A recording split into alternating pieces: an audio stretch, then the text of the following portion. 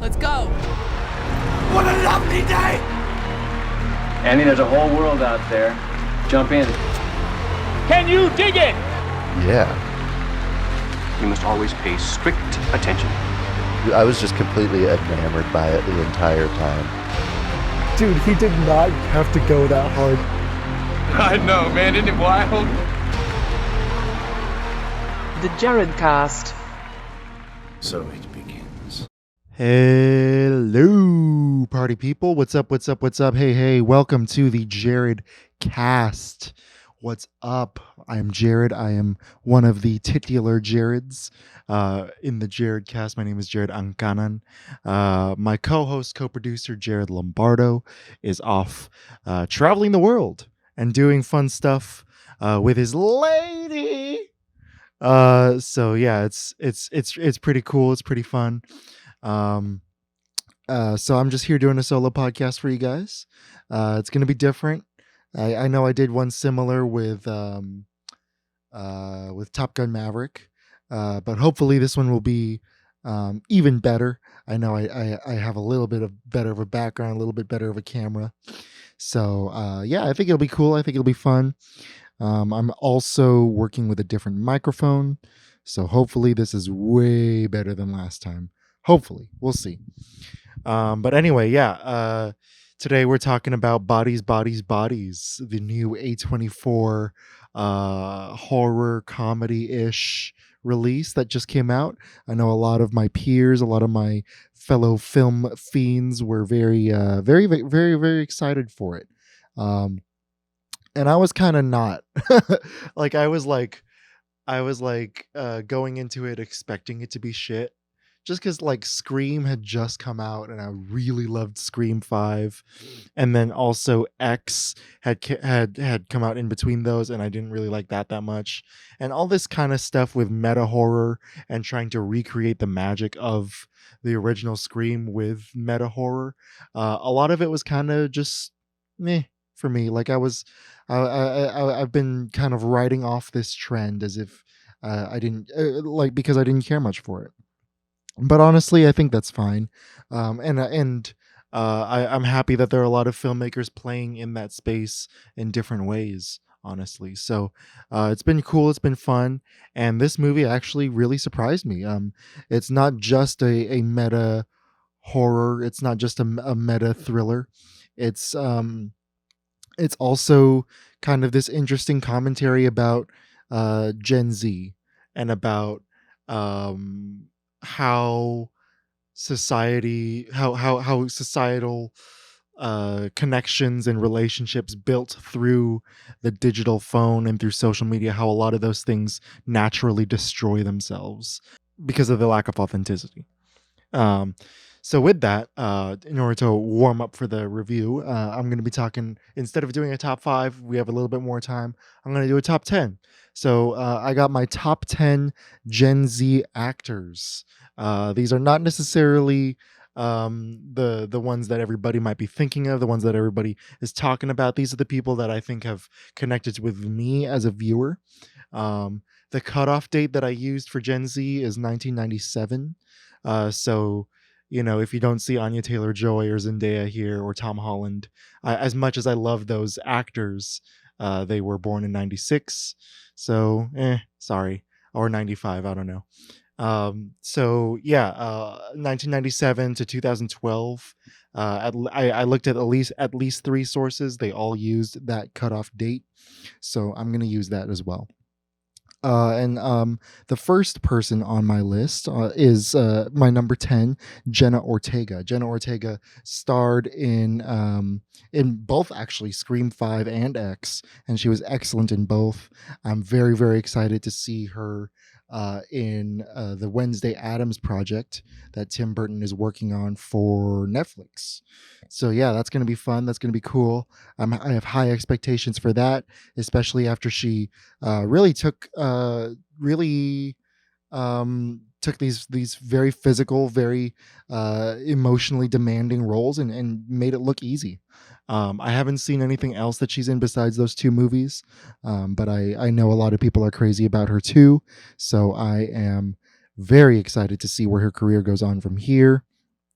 My number 9 is Paulina Alexis. Paulina Alexis is the star of one of the stars of Reservation Dogs, which I love. I love Reservation Dogs. I can't get enough of it. It's on FX. It's on Hulu. It is amazing. It's such a fantastic show, and I think she's the best performance in it. Honestly, she came out of nowhere playing Willie Jack, my favorite character in the show, and one of the more complex characters. And I think I latch onto her performance. I relate to her performance the most, and she has to deal with also some very, very heavy scenes, and she makes it look easy. She makes it look supernatural, and really portrays the character, a complex character in a way that that is both that is both relatable and doesn't shy away from the complexity in that character.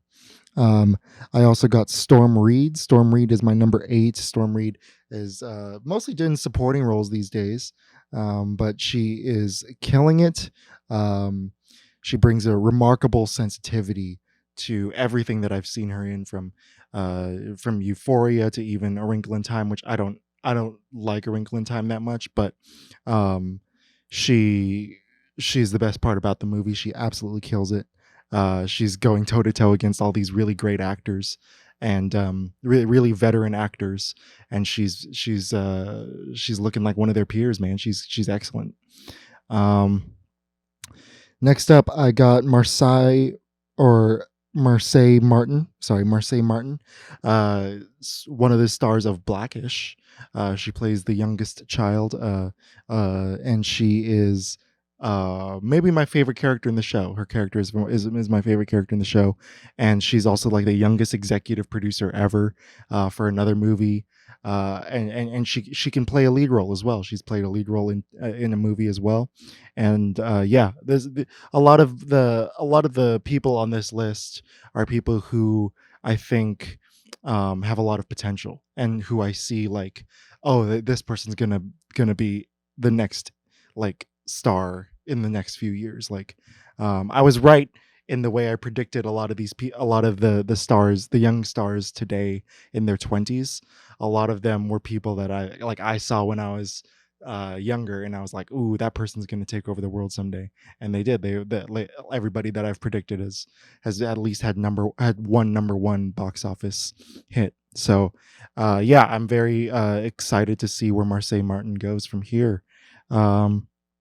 Another person who I think is so naturally talented, so raw, but also so brilliant and so unique, is Julian Dennison. Julian Dennison is the star of Hunt for the Wilder People, and even going toe to toe against, I've been saying that word a lot, even playing scenes alongside Sam Neill, is a veteran like Sam Neill who's been around since the 80s. Like, Julian Dennison is just so effortlessly funny, whether it's Godzilla vs. Kong or Deadpool 2, where he plays Fire Fist. He's just so fun and so good in everything that he does. He's absolutely fantastic. He's so funny, and I can't wait to see what he's working on next. Because I checked out his social media. It's not really clear what his next movie is. So we'll definitely stay tuned on Julian Dennison, and I'll be first in line to see his next movie. Another person who is so effortlessly funny and also really vulnerable and sensitive, and or is able to portray vulnerability and sensitivity in a really unique and a really individual way, is Elsie Fisher in the film 8th Grade. And Elsie Fisher has done more things since, and she I mostly recently saw her in Barry season 3, and she is so good in Barry season 3, even though she doesn't have as much screen time. Elsie Fisher, brilliant in 8th Grade. I think it's the best thing Bo Burnham's ever done is his collaboration with her in that film. And she really brings his screenplay to life. She brings his vision to life, and that kind of statement about also about social media, and about how relationships and personality filtered through the internet it can get so skewed and so warped. She really portrays that well and really embodies that awkwardness that I felt when I was her age. Yeah, absolutely fantastic. Elsie Fisher, uh, slay, and also slaying absolutely in every single genre that he's done. Jacob Tremblay, man. Jacob Tremblay has succeeded in comedy, in horror, in like really sappy family dramas, and really heavy Oscar nominated dramas. He is already seems to be a master of his craft. And yeah, man, he's only 15 years old, Jacob Tremblay, my number 4. Yeah, and he is like he's been critically acclaimed in literally everything that he's done, and he's done a lot for someone his age, man. He's done a lot. Most notably, I think in Room, where I think that's the one that probably got him the most critical acclaim. He also was in Mike Flanagan's Before I Wake, and I think those movies really will show you his talent and like just how just what an amazing performer he is. And we'll see, man. I really hope to see him continue down this path because he is an absolute gift. Next up, my number 3. For my number 3, I got Jack Dylan Grazer, who's famous from the Shazam films and We Are Who We Are on HBO and the It movies. I loved him as Eddie in It Chapter 1. He was just so funny, so good, and also again, like, this guy has seemed to master the fast talking comedy style of performance. He does it super well both in It and in Shazam. He was my favorite part about that first movie, and I definitely am excited to see the sequel, where he will reprise his role. Hopefully they give him as much screen time and as many awesome moments. Yeah, such a great physical performer as well, both in the horror scenes. He's really able to capture a character's physicality really well, especially for someone his age. Another actor who already like carries themselves like a veteran and is super young, and it's weird that um to think about this performer because she's been around for forever, man. I forgot that she was even Gen Z. But Chloe Grace Moretz is my number 2, and whether it's Carrie, whether it's Let Me In, whether it's Kick Ass, or her more recent teen drama stuff, and then Shadow in the Clouds, her action movie, she just goes all freaking out, man. She is absolutely brilliant, and definitely deserves all the critical acclaim that she gets. What also comes to mind is Neighbors 2, her ability to improvise and go, and seem like as much of a veteran as Zac Efron and Seth Rogen and Rose Byrne. She just is so good in that movie, and I remember being so shocked. Everybody was so shocked at how good she was in Kick-Ass. This 10-year-old girl dropping the C word on mobsters and and doing just effortless action scenes. And yeah, she was great. She was great in her scenes with Nick Cage as well, and with Aaron Taylor Johnson. I'm sad we might not get to see more of Hit Girl, but yeah, her Hit Girl and her characters in the horror movies and in dramas are all fantastic. And then last but not least, certainly not least, is another one who's already kind of a veteran despite her being younger than me. It's Elle Fanning, of course. Elle Fanning is fantastic, man. Whether it's 20th Century Women or The Neon Demon, or even her most recent thing on Hulu, I think it's called The Great. I haven't seen a full episode of it, but I've seen clips of her, excuse me, of her monologues, of her just getting into banter with Nicholas Holt's character. Yeah, she's really really good, man. And she can do accents too. She can do multiple genres like every other actor on this list. Yeah, I got to go Elle Fanning for my number one. And the reason yeah, I just I it's a combination of like I've loved everything that I've seen her in, and I can't wait to see what she does next. So Elle Fanning, number one of my top 10 Gen Z actors. And speaking of Gen Z actors, we have a whole cast of them, man. Bodies, Bodies, Bodies stars multiple Gen Z actors. I wanted to give their flowers um, in this review so that because they are all very good in this movie. So I left them out of the top 10 so that I can talk about them here.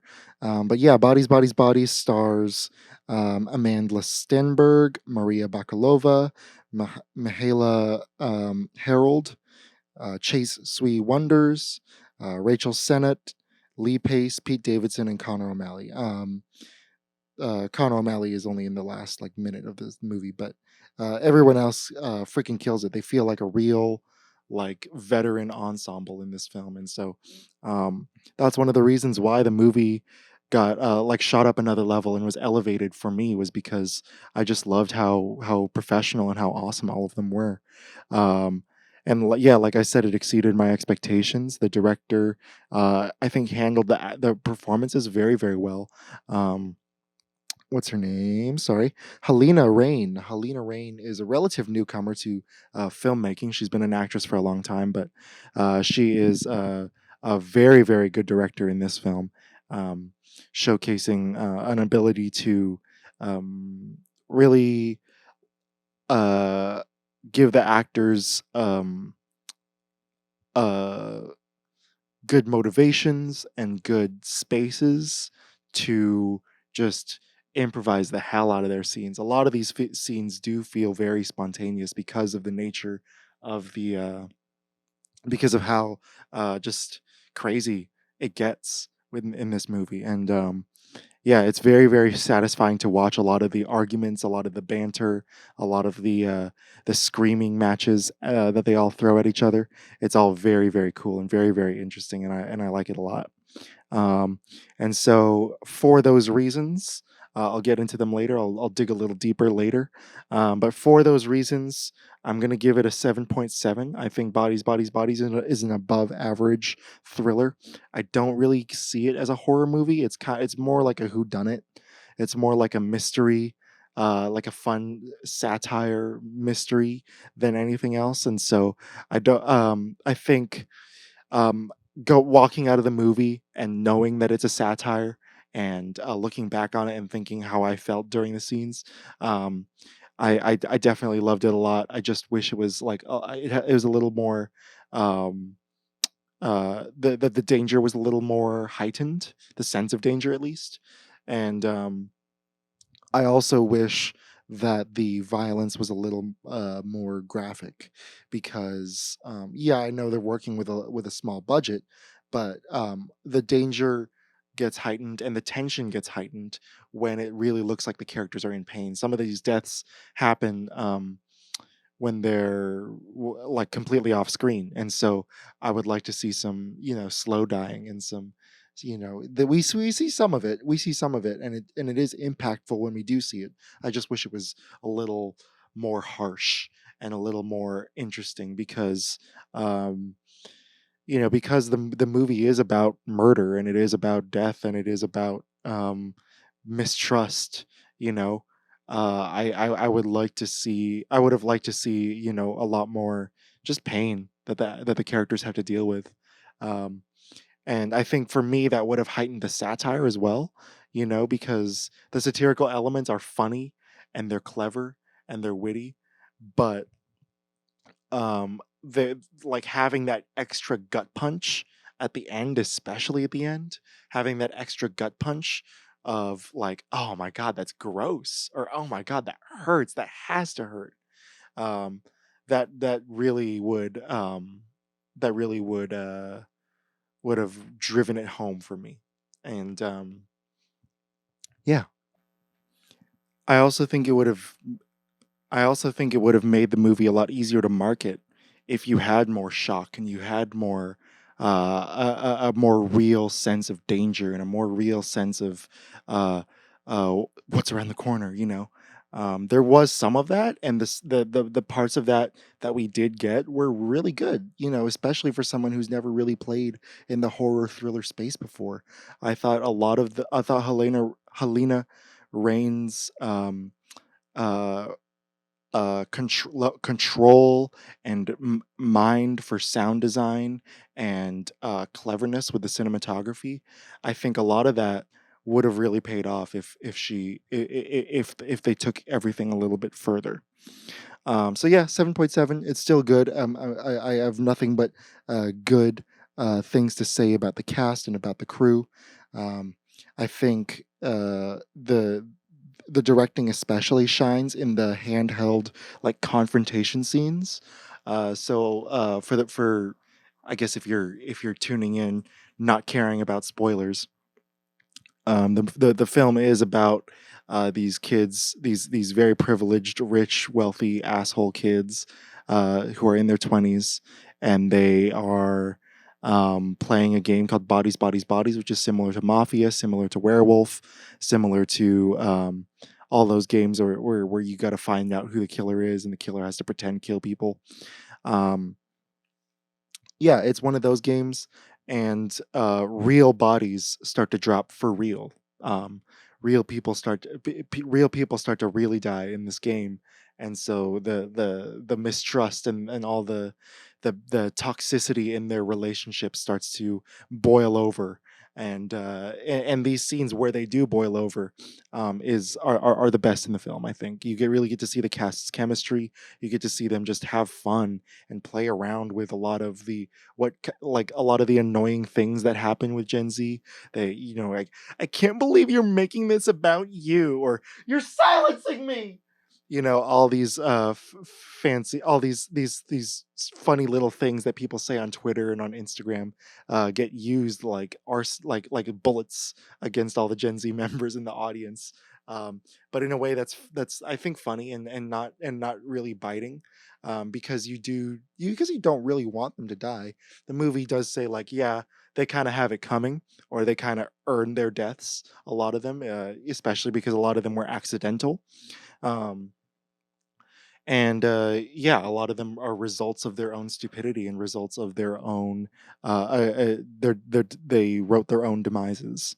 um it also feels like a stage play, and it feels kind and you don't just hear it in the themes in the dialogue, you also feel it in the tension. You feel their voice cracking, you hear them whisper and shout and yell, and it feels real. It feels like a real argument amongst family, amongst people who used to care about each other, and and say to other people, like, yeah, I love this person, I know them forever.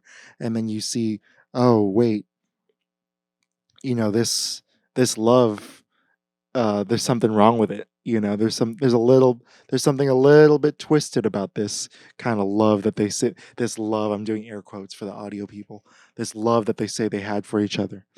Um, I think the handheld look also, it doesn't do the fights any favors. There are a couple fights in the film where they have to get really physical with each other, where they're fighting and struggling over a gun, or where they're trying to um, when they're in the basketball gym and they're trying to put down the weapons. The handheld stuff, it makes things a little hard to see sometimes. But I think that lack of stylized fighting and a lack of camera stylization in those really physical moments, I think it adds to the authenticity of the conflict.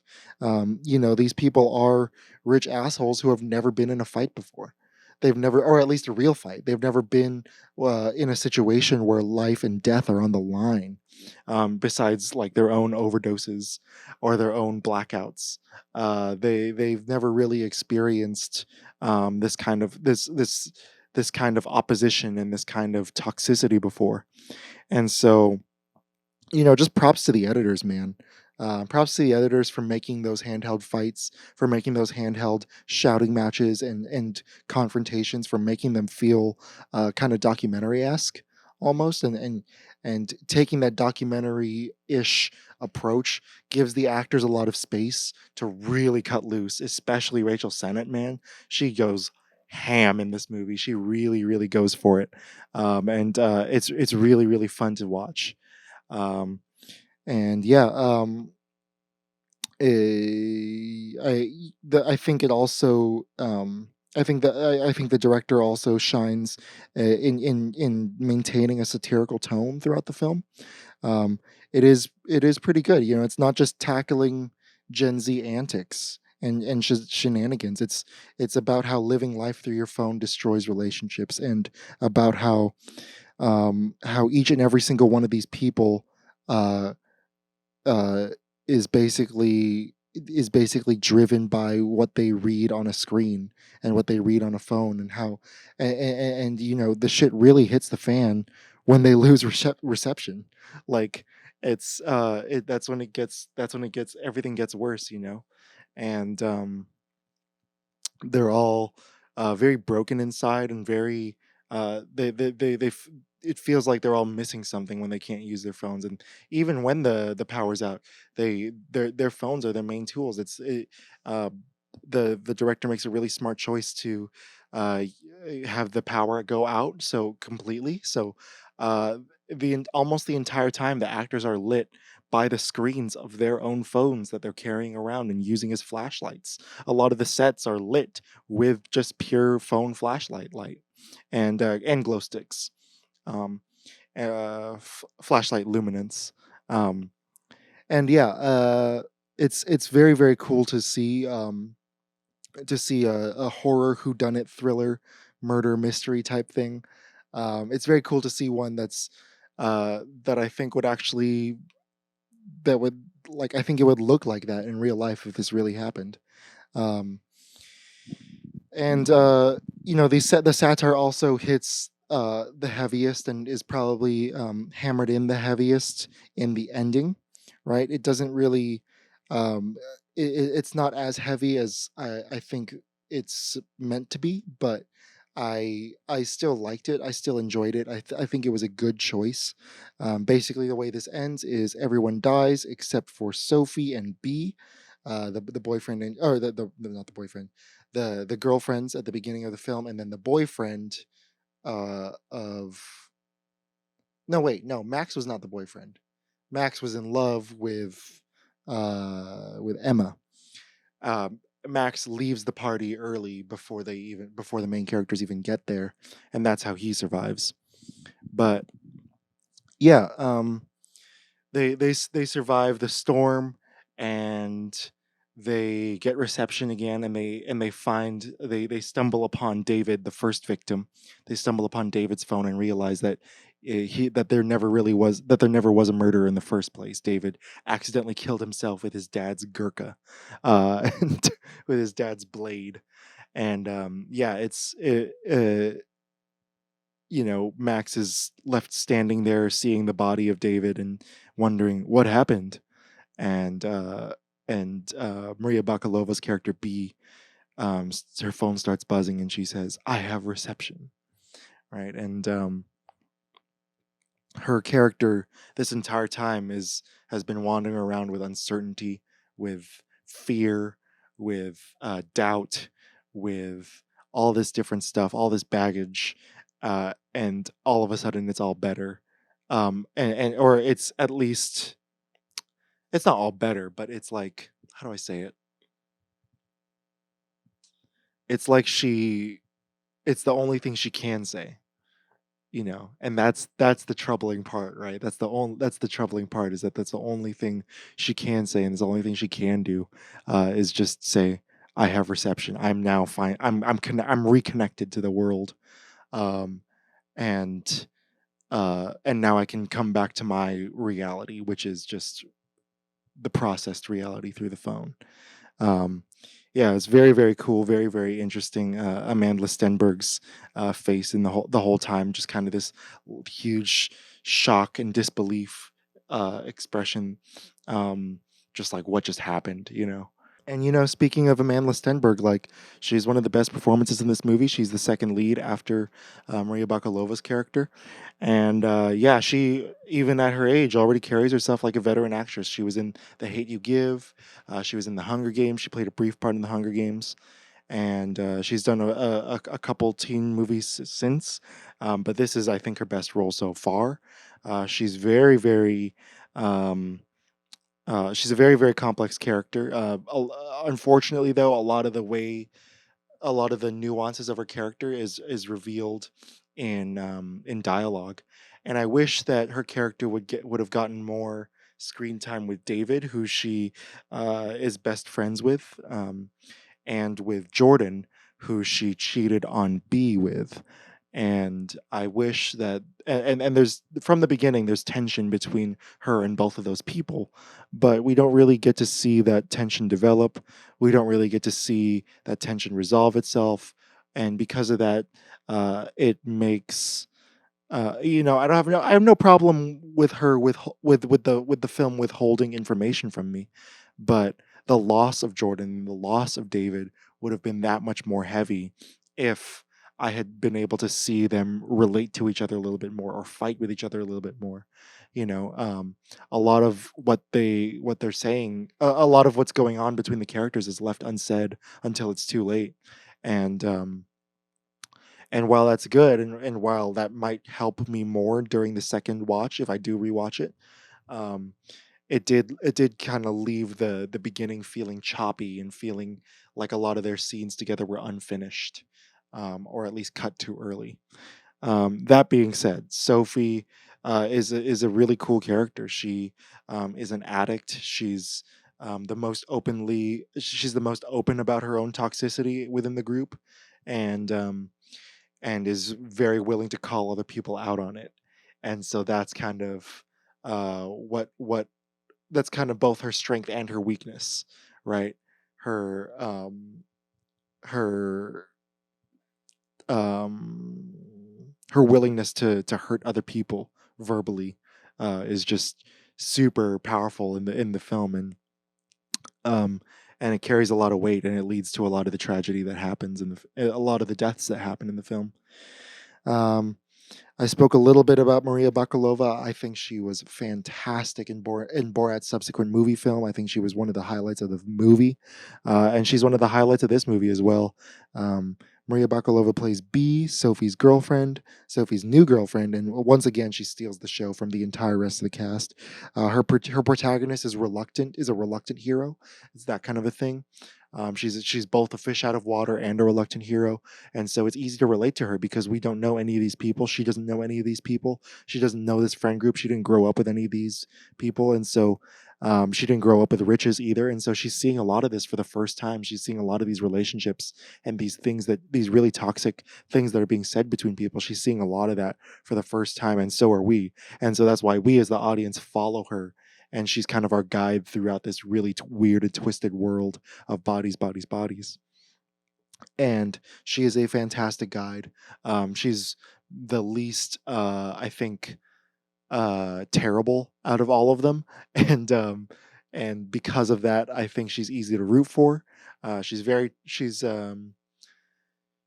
got a very kind of doe-eyed charm about her that's great for a horror slash thriller protagonist. And yeah, I again love Maria Bakalova. And I'm so happy to see that she's branching out and willing to branch out into multiple genres, not just comedy, because she was absolutely amazing in that other comedy. Um, we also have the two side characters, the two men in the group. We have Lee Pace as Greg. He's kind of the dopey hippie archetype. His death is maybe the saddest because it's the least deserving. He picks up a knife to defend himself from these girls, and B kills him with a dumbbell, or not a dumbbell, whatever the weight is called. That's like a ball with a handle on it. She kills him with that thing, and it's very, very gross and graphic, and it's maybe my favorite death in the movie. And then we got Pete Davidson as David. Pete Davidson, of course, is very, very good as usual. He always kind of kills it. and he's a really awesome comedic presence. You know, he has kind of this very unusual vibe about him that you know is both stoner, but it's also relatable to non-stoners, and he just feels like he fits right into every single project that he's in. Um, he's so funny in the scenes where he's acting like an entitled little bitch, and also it's also pretty sad, this idea that you know, his girlfriend pretends to like him, and his father doesn't love him, and none of his friends want to be around him. Um, but it's also like, man, you're the one that set up this freaking hurricane party. Like, imagine a hurricane, dude. A hurricane where people are losing their homes, losing their lives, losing their family members, and these kids are having a party during the whole thing in a mansion. And they're playing games where they pretend to kill each other.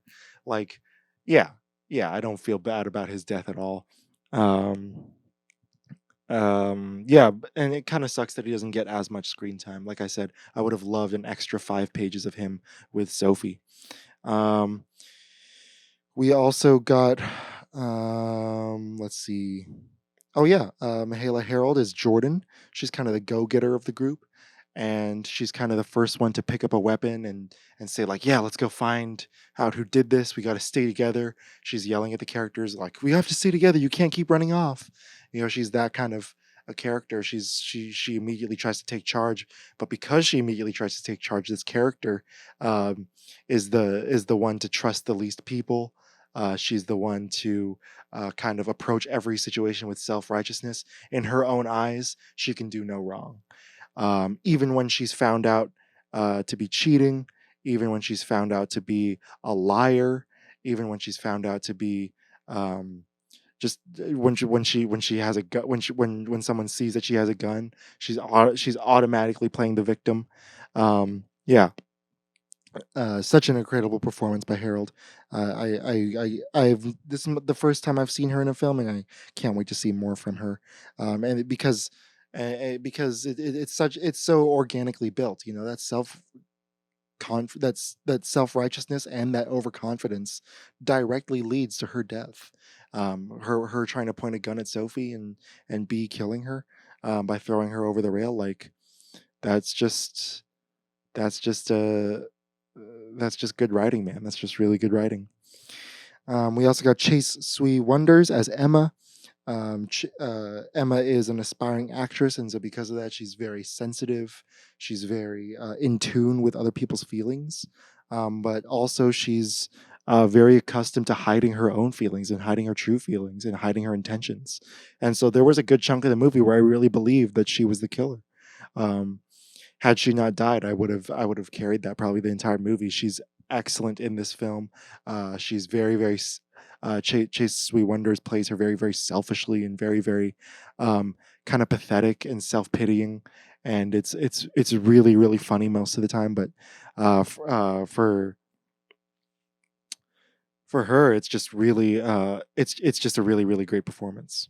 Um, and yeah, a lot of these actors and not a lot of these characters, or all these characters, all of their strengths are kind of a double-edged sword. They are the same strength and weakness.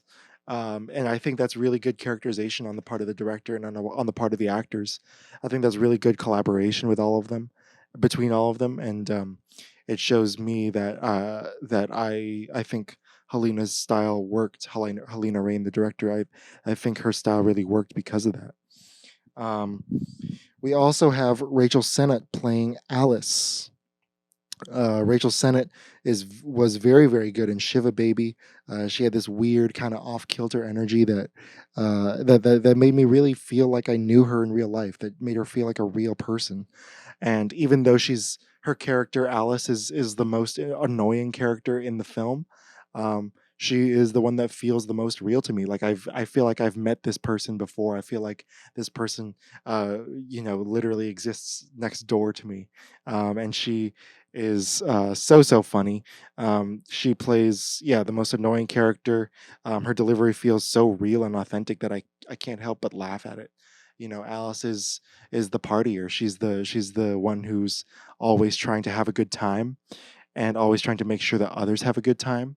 And that leads to her weakness, which is that when she's not because she's so worried about other people enjoying her, she switches allegiances very, very quickly. Especially in the climax between her, which is probably my favorite scene. Her, Jordan, Sophie, and B. They're all kind of arguing in a four-way shouting match, and she switches sides like that. It's so funny.